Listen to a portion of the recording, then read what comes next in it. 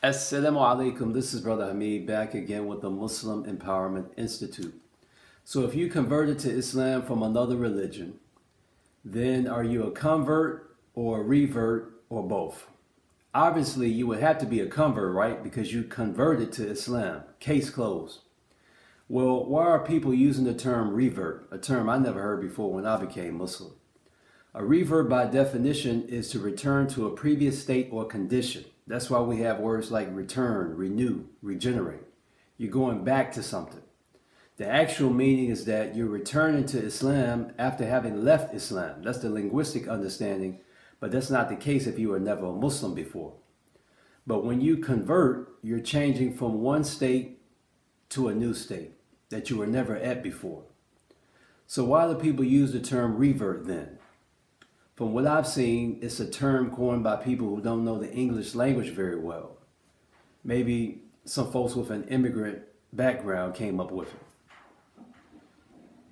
But the intent behind using the incorrect term revert is based on a verse in the Quran and the Hadith, and what Allah subhanahu wa ta'ala talks about in Surah Al-A'raf chapter 7 verse 172, where Allah revealed that He brought the descendants of Adam, you and me and every other human being that ever existed in the past, in the present, and in the future, out of the seed of Adam, and had them testify regarding themselves. Allah revealed, Alastu bi rabbukum, qalu bala, am I not your Lord? And they replied, indeed you are. We testify, we bear witness that you are our Lord.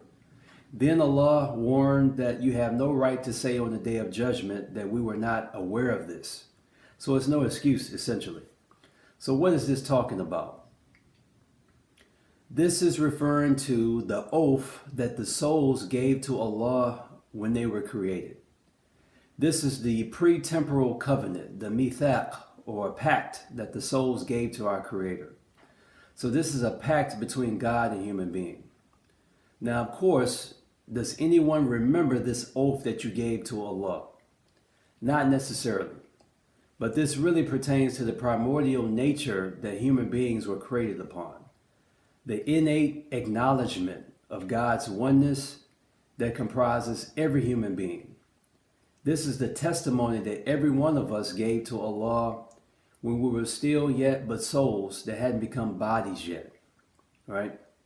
However, when a person reaches the age of moral responsibility or puberty, and I talked about moral responsibility and accountability in the previous video, this innate recognition wakes up within a person.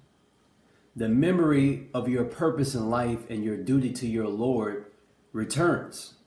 So therefore, if a child who dies prior to reaching puberty, that child may be judged on the initial oath that he or she gave to Allah.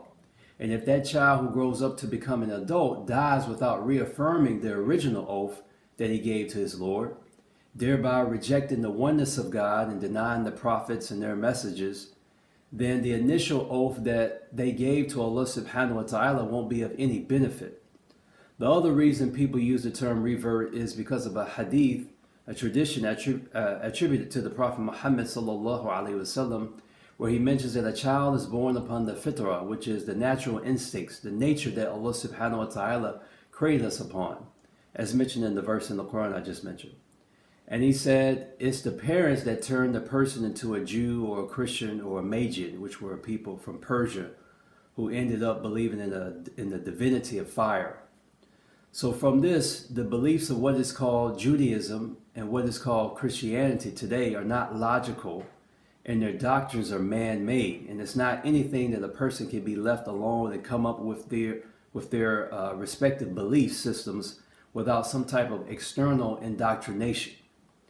Rather, what Islam teaches, that there is only one God and He's the creator of everything, and He is the only one worthy of worship, and we were created for a purpose, and our true purpose extends past our predetermined lifespans. This is something that doesn't require a whole lot of convincing. It's a natural understanding. Most of the people who become Muslims say that the beliefs of Islam is something that they always believed in, even if these beliefs were never taught to them before.